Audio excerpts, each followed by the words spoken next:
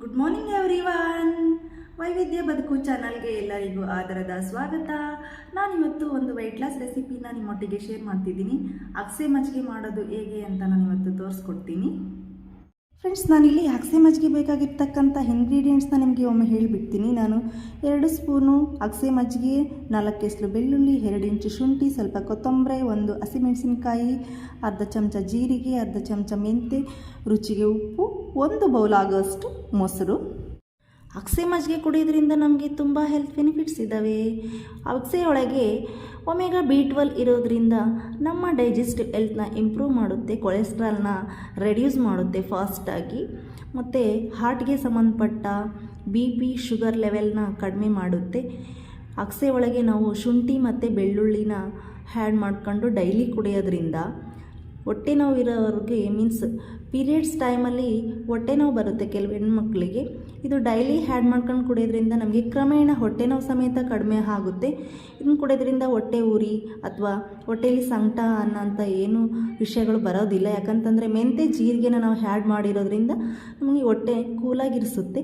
ಇಷ್ಟೆಲ್ಲ health benefits ಇರೋ ಅಗಸೆ ಮಜ್ಜಿಗೆನ ನಾವು ಯಾಕೆ ಕುಡಿಬಾರ್ದು? ಫ್ರೆಂಡ್ಸ್, ನಾವು ಮಿಕ್ಸಿ ಜಾರಿಗೆ ಫಸ್ಟು ಅಗಸೆ ಬೀಜ, ಮೀನ್ಸ್ ಒಬ್ಬರಿಗೆ ನಾವು 2 ಸ್ಪೂನ್ ಆಗೋಷ್ಟು ಅಗಸೆ ಅಷ್ಟೇ ತೊಗೋಬೇಕು. ಇಬ್ಬರಿಗೆ ಮಾಡಿಕೊಂಡ್ರೆ 4 ಸ್ಪೂನ್ ಆ್ಯಡ್ ಮಾಡ್ಕೋಬೇಕು. ಅರ್ಧ ಸ್ಪೂನ್ ಮೆಂತೆ ಜೀರಿಗೆನ ಆ್ಯಡ್ ಮಾಡಿಕೊಂಡು ಈಗ ಫೈನ್ ಪೌಡರ್ ಮಾಡ್ಕೋಬೇಕು. ಇದ್ರ ಜೊತೆಗೆ ಸ್ವಲ್ಪ ಸಾಲ್ಟ್, ಇಷ್ಟನ್ನು ಹಾಕ್ಕೊಂಡು ನಾವು ಫೈನ್ ಪೌಡರ್ ಮಾಡ್ಕೋಬೇಕು.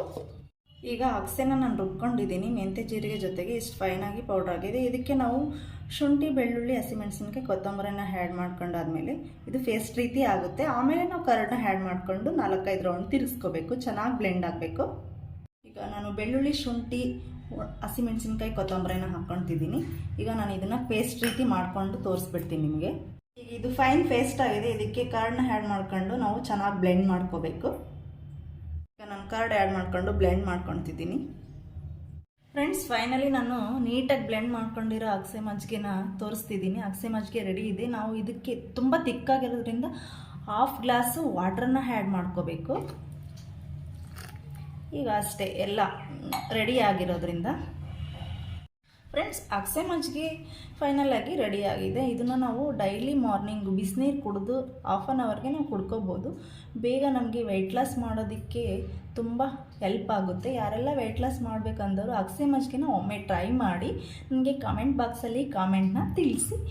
ಇನ್ನೊಂದು ರೆಸಿಪಿಯೊಂದಿಗೆ ನಾನು ನಿಮಗೆ ಸಿಗ್ತೀನಿ ನೆಕ್ಸ್ಟ್ ವಿಡಿಯೋದಲ್ಲಿ. ಅಲ್ಲಿವರೆಗೂ ನಮಸ್ಕಾರ.